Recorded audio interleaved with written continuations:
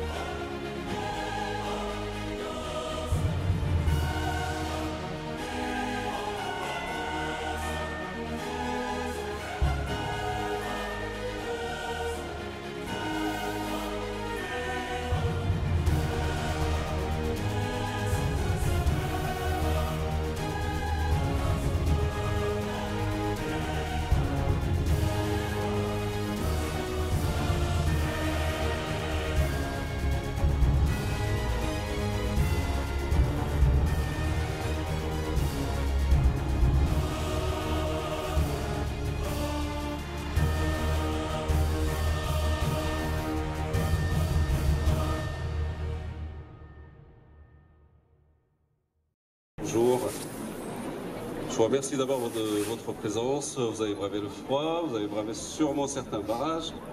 En tout cas, vous êtes les bienvenus chez nous, dans ce beau cinéma, ce beau multiplex de 2 salles. Beaucoup d'entre vous ont déjà visité nos installations depuis ce matin. On a eu quand même pas mal de personnes, monsieur le maire, depuis 9 h. Les gens étaient vraiment à l'heure.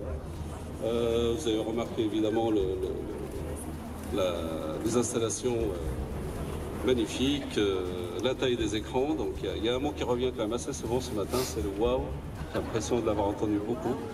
On est vraiment ravis, on y a mis beaucoup de cœur, un peu d'argent aussi. On y a vraiment beaucoup de cœur. C'est le dernier multiplex du groupe, donc sincèrement les projections vont être magnifiques. On est sur une qualité de projection laser, donc vous allez voir la qualité que ça donnera sur l'écran. On est sur des tailles d'écran de 20 mètres de base. Pour vous donner une idée, la taille, ou plutôt la surface de l'écran de la salle 1 fait 200 mètres carrés. La taille de l'écran, c'est un immeuble. J'ai entendu certaines personnes qui disaient, bah tiens, ça va faire mal aux yeux. Pas du tout. Il faut savoir qu'on projette évidemment au numérique, contrairement à l'argentique. L'image ne tremble pas, et du coup, en aucun moment, vous n'aurez ce mal qu'on avait auparavant dans les anciens modes de projection. La plus petite salle, comme vous l'auriez remarqué, a aussi le même fauteuil, parce qu'apparemment les fauteuils premium ont l'air de bien vous plaire. Donc vous avez bien vu que, quelle que soit la taille de la salle, donc de la plus petite à la grande, on a exactement le même équipement. On est sur des écrans de mur à mur. On est sur un gradinage avec une pente de projection assez intéressante, et on est sur un confort de salle inégalé. Évidemment, on peut parler aussi programmation. Le but avec les 12 salles de multiplex et les 1700 fauteuils, c'est de répondre à tous vos besoins, à toutes vos attentes, autant en matière de film français évidemment qu'en matière de film américain. Je n'oublie pas que vous avez aussi plutôt la particularité de ce site qui abrite aussi un parking assez important, gratuit évidemment, des espaces de restauration divers et variés. Et puis pour finir, nous avons essayé d'être au plus juste possible sur la politique de tarification, puisque vous avez aussi des abonnements possibles, vous avez des réservations qui peuvent se faire de chez vous ou sur vos portables, donc vous n'avez plus dès aujourd'hui à faire la queue devant le cinéma. Vous pouvez être au restaurant et télécharger l'application Mégara. Vous avez répondu à l'invitation d'un événement hors du commun. Hors du commun parce que pour celles et ceux qui ont un petit peu d'antériorité, ils peuvent se rappeler que cette aventure a commencé en réalité il y a une vingtaine d'années. Il y a 20 ans, on a commencé de parler des multiplex. Et on a commencé d'en parler notamment à Chalon-sur-Saône. L'aventure des multiplex, elle a commencé début des années 90, on parlait avec Monsieur Lemoine l'autre jour. Et autour des années 2000, on a commencé de se dire à Chalon qu'il fallait cet équipement.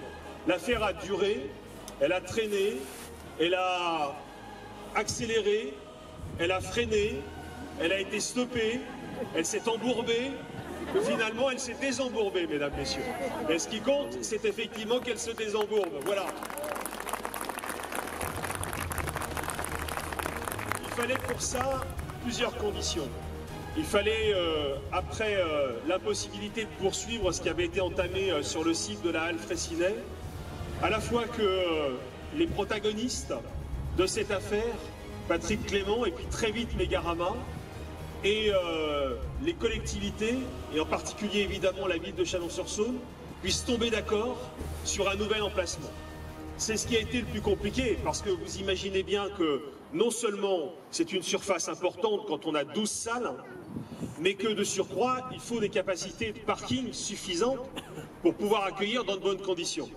Puis nous avions aussi un souhait, c'est qu'on s'éloigne du moins possible du centre-ville. L'hypercentre, on l'a étudié, on n'y est pas arrivé. Et je dois même dire que j'ai peut-être sauvé ma vie en échouant sur un certain nombre de solutions qu'on avait déjà imaginées. La place du collège et la place Mathias. Je pense que les riverains m'auraient cloué à une porte de grange.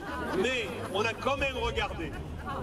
Parce qu'on pouvait peut-être imaginer des solutions de parking en premier niveau et puis une élévation du multiplex. Mais il se trouve qu'on a des contraintes d'urbanisme telles, avec des espaces hyper contraints sur le plan local d'urbanisme.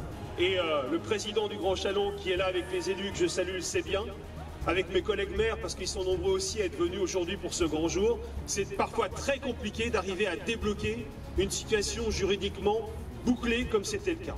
Donc on a élargi un petit peu le périmètre, mais pas trop. Et il se trouvait que la ville de Chalon-sur-Saône était déjà propriétaire d'un bout de foncier sur lequel nous nous trouvons. Il fallait, pour pouvoir vraiment que la zone puisse vivre, racheter un autre bout de foncier avec, comme vous vous en rappelez sans doute, des hangars qui étaient en fond de zone. C'est vrai qu'on a maintenant, on n'a pratiquement plus le souvenir de la façon dont les choses se passaient. On a fait cette acquisition. Je remercie tous les protagonistes, la Chambre de commerce en particulier, parce qu'elle nous a énormément aidés dans cette aventure-là.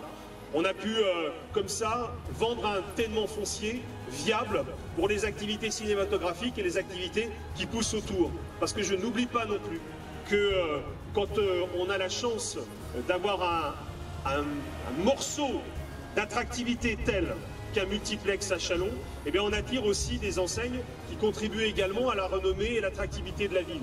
Je pense alors, après, je ne vous dis pas que je suis un consommateur quotidien de KFC, mais KFC est là, c'était une vraie attente. Des Trois Brasseurs qui viennent d'ouvrir et qui cartonnent, parce qu'on nous l'a dit, et au bureau qui va ouvrir cette semaine. Donc c'est en fait à partir du multiplex qu'on arrive aussi à attirer. Et lorsque ce tellement a été défini, il a fallu le génie d'un architecte, et je le dis parce qu'il a très très bien travaillé pour nous faire un beau cinéma. Pas simplement un cinéma qu'on attendait, mais un beau cinéma. Oui, M. Macrin, waouh, c'est le mot de ralliement des Chalonnais. Et quand on rentre dans ces salles, on est frappé par le gigantisme. On pense évidemment à la salle Horizon, qui est celle avec cet écran de 200 mètres carrés. On est frappé par ce grand couloir qui dessert les salles. On est plongé dans une autre atmosphère. Et on est, mesdames, messieurs, un peu de fierté. On se croit vraiment dans une grande ville, ce que nous sommes en réalité. Voilà, et bien voilà, Chalon recolle avec sa destination.